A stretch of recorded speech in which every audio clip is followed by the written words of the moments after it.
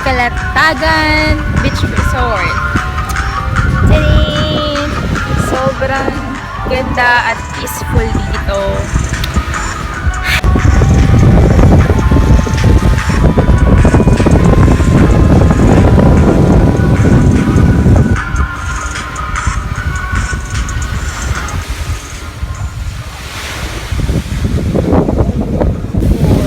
Narinig mo lang yung hampas ng alon.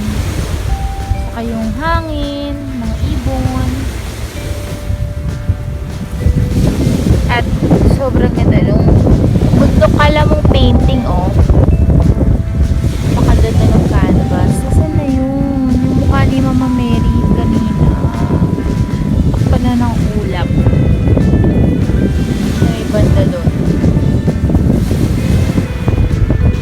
Campsite siya. Low cottages. So magre-rent ka lang ng tent if you want to have a relaxing time or gusto mo matulog. Up to 24 hours din sila.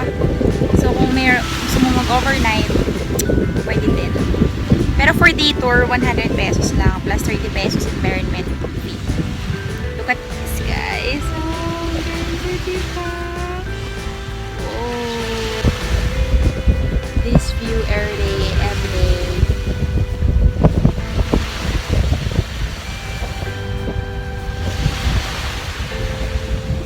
May nagpa-fire safety din ako.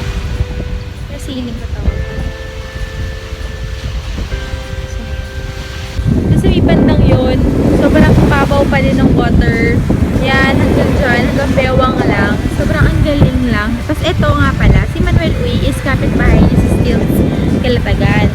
So, pwede nyo kung ano, pwede nyo i-visit din yung Stilts, Calatagan. Parang siya si Maldives of the Philippines. So, ayan. Then, pwede kayong mag-island hopping. Peaceful talaga, guys. Sobrang. Punta kayo dito ng weekday. Kasi, mas konti ang tao. Yan lang kami na nakadito. 1, 2, 3, 4. Mga apat kami. Slow tayo na. Tingnan nyo po, oh, kung makikita nyo. Kanina, hanggang bewang pa namin yan. Ngayon, hala, ay no. Paan na lang nila, oh. Hanggang paan na lang. Pinusa. Ito tayo. Ito na sila sa may bola. Ayan. Kaya lahat-lahat muna kami. Yung gusto kong place na picturean wala na. Kasi wala ng water. Ayan. So ito na lang. Grabe. Ayan na. Ayan na lang fishy. Ay, may peko. Al. La la la.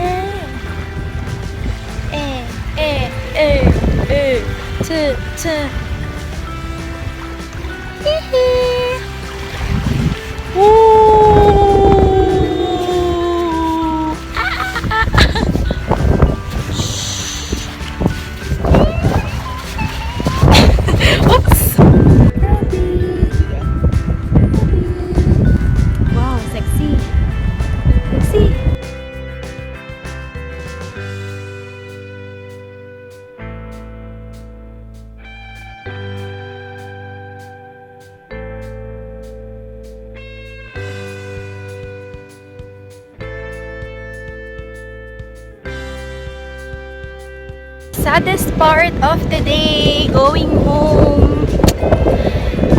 Hi! Thanks, Calatagan! We're so soon. Right, man.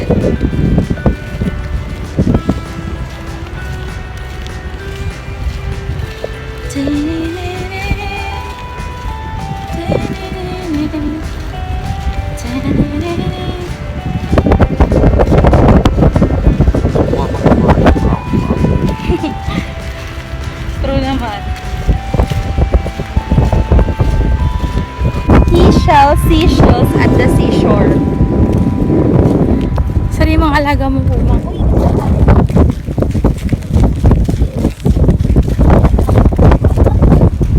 Hi ka, mahalo. Saan ano ka siya?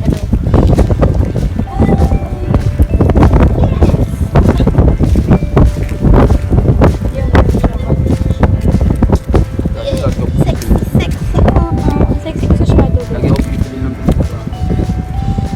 Wala. Ayun o. Ayun niya ako ipili. Uy, nasyan lang eh.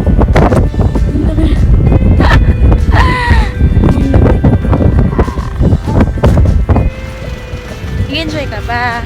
Enjoy sa sama. Ang negra na natin. At ang negra na. Mawawala, away, away.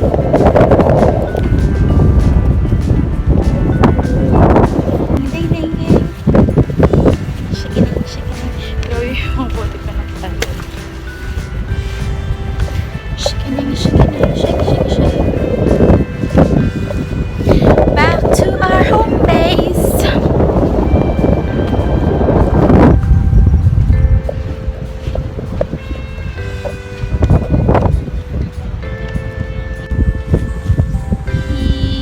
Cute. We miss you, George. Nice. Tatay na tatay talaga datingan ni Jefferson.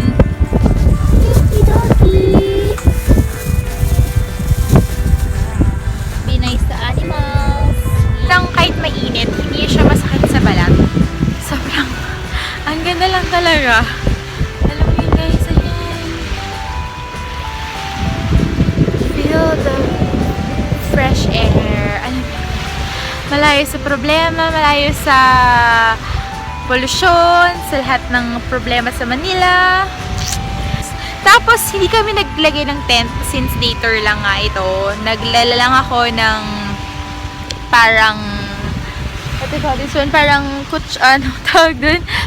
Parang sapin sa kama. Yun, sapin sa kama na pwede nyo patungan ng mga gamit nyo.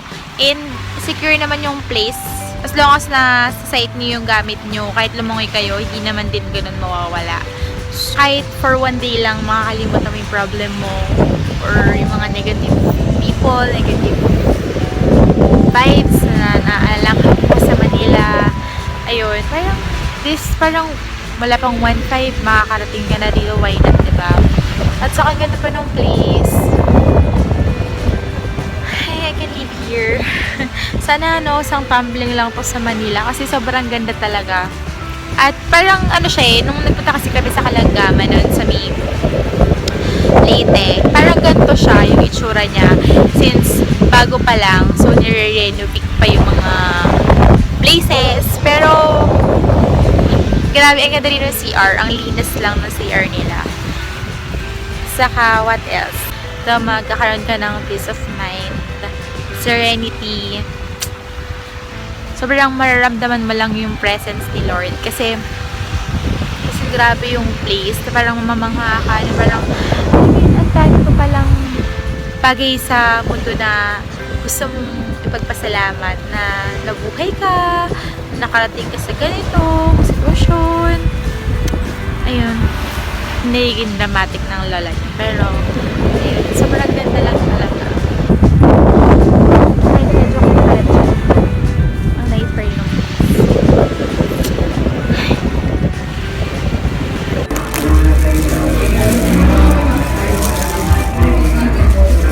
Ano yung susunod?